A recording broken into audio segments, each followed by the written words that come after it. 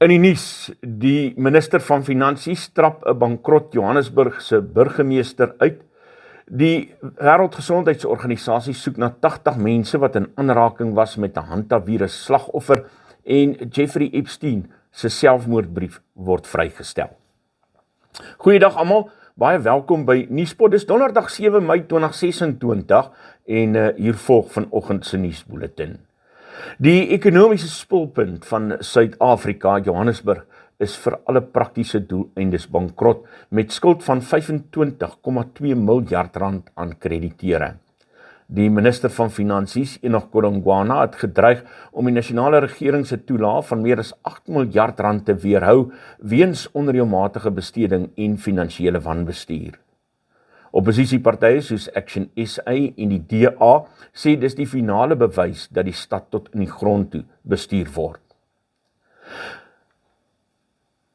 In tragiese nuus het 'n storm in die tuinroete 'n 37-jarige werknemer van die Departement van Maatskaplike Ontwikkeling se lewe geëis nadat 'n boom op haar motor in Knysna geval het. Die storm het tot grootskaalse skade, oorstromings en kragonderbrekings gelei, terwyl 125 skole in die Eden en Sentraal Karoo distrikte gesluit moes word. Die koue front het ook gesorg vir sneeu in die Karoo en Lesotho met temperature wat skerp oor die sentrale binneland gedaal het. Die Suid-Afrikaanse Weerdiens het oranje vlak 5 waarskuwings uitgereik vir sneeu in die Oos-Kaap, waar verskeie passe gesluit en boere gewaarsku is teen moontlike veevrektes. In Bloemfontein het 'n 46-jarige man in die hof verskyn op aanklagte van gesinsgeweld en brandstigting.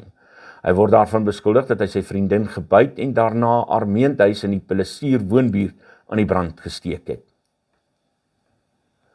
Die Wêreldgesondheidsorganisasie probeer passasiers opspoor wat op dieselfde vlug van Sint Helena na Johannesburg was as 'n passasier wat aan die hantavirus gesterf het. Die skip waarop sy gereis het, die MV Hondies, is tans aan die kus van die Kaap Verde gestrand weens die uitbraak. Intussen het die Instituut vir Oordraagbare Siektes bevestig dat die slagoffers positief getoets is vir die Andes variant van die hantavirus. Die virus kan wel tussen mense oorgedra word, maar die risiko is glo kleiner as met ander virusse. Die skip is op die oomblik glo onderweg na Spanje. Die minister van Maatskaplike Ontwikkeling, Sisisi Tolashi, het gister voor die parlementêre portefeulje komitee verskyn om vrae oor beweringe van onreëlmatige aanstellings en motorskenkings te beantwoord. Sy het egter geweier om in besonderhede op die beweringe in te gaan en sê die ANC se etiekkomitee moet eers sy ondersoek afhandel.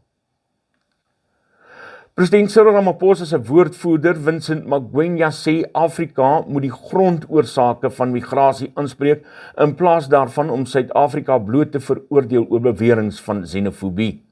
Hy het beklemtoon dat die land nie grootskaalse geweld teen buitelandse burgers ervaar nie en dat misdade dikwels krimineel van aard is.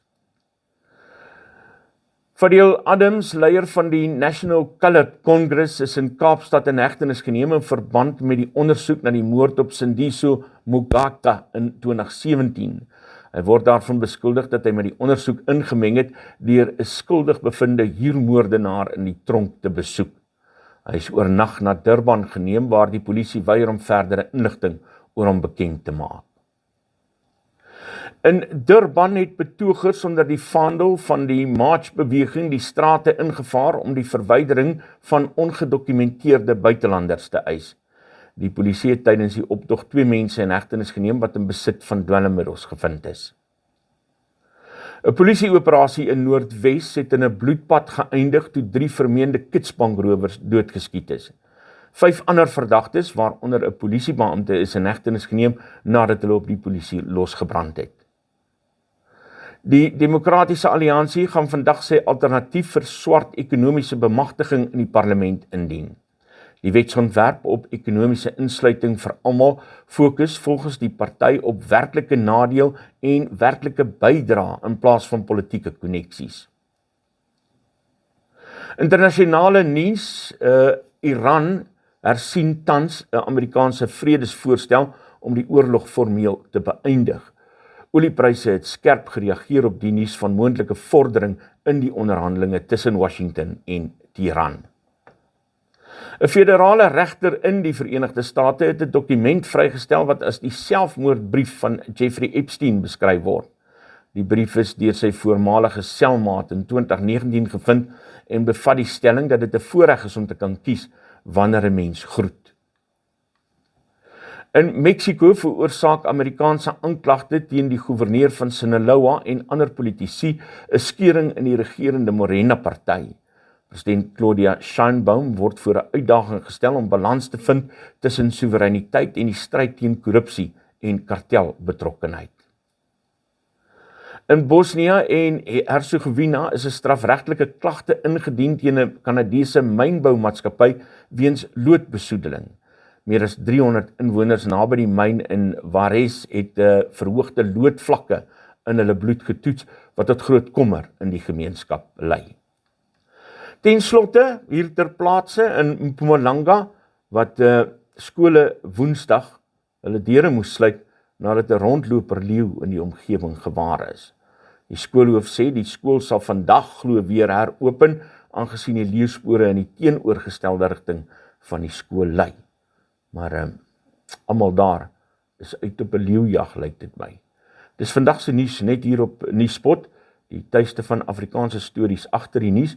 Onthou om elke weeksoggend in te skakel vir ons regstreekse nuus en aktualiteitsprogram Stroom op, waarin ons so bietjie dieper kyk na die stories agter die nuus.